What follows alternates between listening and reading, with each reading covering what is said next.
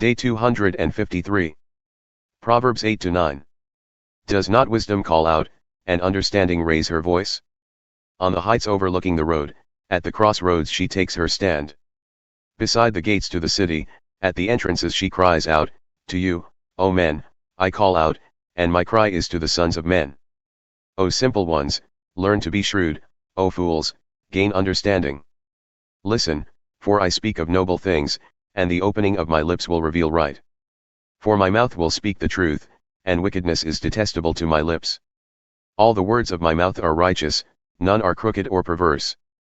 They are all plain to the discerning, and upright to those who find knowledge. Receive my instruction instead of silver, and knowledge rather than pure gold. For wisdom is more precious than rubies, and nothing you desire compares with her.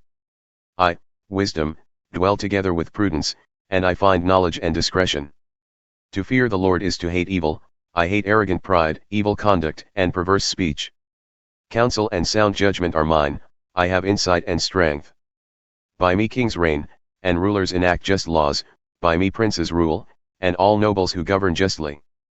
I love those who love me, and those who seek me early shall find me. With me are riches and honor, enduring wealth and righteousness. My fruit is better than gold, pure gold, and my harvest surpasses choice silver. I walk in the way of righteousness, along the paths of justice, bestowing wealth on those who love me and making their treasuries full. The Lord created me as his first course, before his works of old. From everlasting I was established, from the beginning, before the earth began. When there were no watery depths, I was brought forth, when no springs were overflowing with water. Before the mountains were settled, before the hills, I was brought forth, before he made the land or fields, or any of the dust of the earth. I was there when he established the heavens, when he inscribed a circle on the face of the deep, when he established the clouds above, when the fountains of the deep gushed forth, when he set a boundary for the sea, so that the waters would not surpass his command. When he marked out the foundations of the earth. Then I was a skilled craftsman at his side, and his delight day by day, rejoicing always in his presence. I was rejoicing in his whole world, delighting together in the sons of men. Now therefore, my sons, listen to me, for blessed are those who keep my ways. Listen to instruction and be wise, do not ignore it. Blessed is the man who listens to me, watching daily at my doors, waiting at the posts of my doorway. For whoever finds me finds life and obtains the favor of the Lord. But he who fails to find me harms himself, all who hate me love death. Wisdom has built her house, she has carved out her 7 pillars. She has prepared her meat and mixed her wine, she has also set her table. She has sent out her maidservants, she calls out from the heights of the city. Whoever is simple, let him turn in here. She says to him who lacks judgment. Come, eat my bread and drink the wine I have mixed. Leave your folly behind, and you will live, walk in the way of understanding. He who corrects a mocker brings shame on himself, he who rebukes a wicked man taints himself. Do not rebuke a mocker, or he will hate you, rebuke a wise man, and he will love you.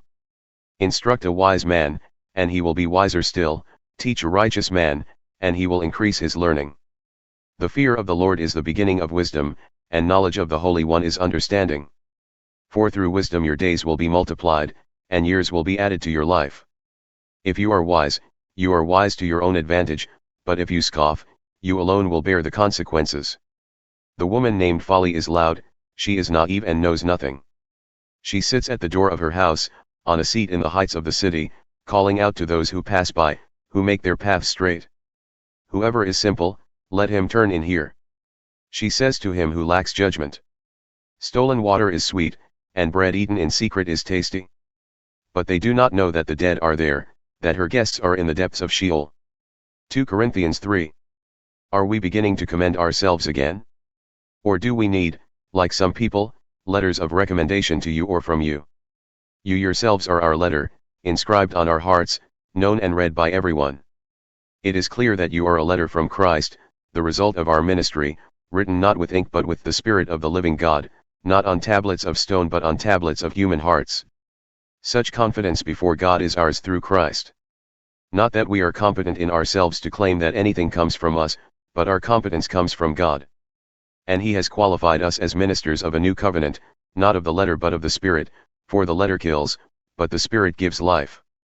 Now if the ministry of death, which was engraved in letters on stone, came with such glory that the Israelites could not gaze at the face of Moses because of its fleeting glory, will not the ministry of the Spirit be even more glorious? For if the ministry of condemnation was glorious, how much more glorious is the ministry of righteousness? Indeed, what was once glorious has no glory now in comparison to the glory that surpasses it. For if what was fading away came with glory, how much greater is the glory of that which endures? Therefore, since we have such a hope, we are very bold. We are not like Moses, who would put a veil over his face to keep the Israelites from gazing at the end of what was fading away. But their minds were closed. For to this day the same veil remains at the reading of the Old Covenant. It has not been lifted, because only in Christ can it be removed. And even to this day when Moses is read, a veil covers their hearts. But whenever anyone turns to the Lord, the veil is taken away. Now the Lord is the Spirit, and where the Spirit of the Lord is, there is freedom. And we, who with unveiled faces all reflect the glory of the Lord, are being transformed into his image with intensifying glory, which comes from the Lord, who is the Spirit.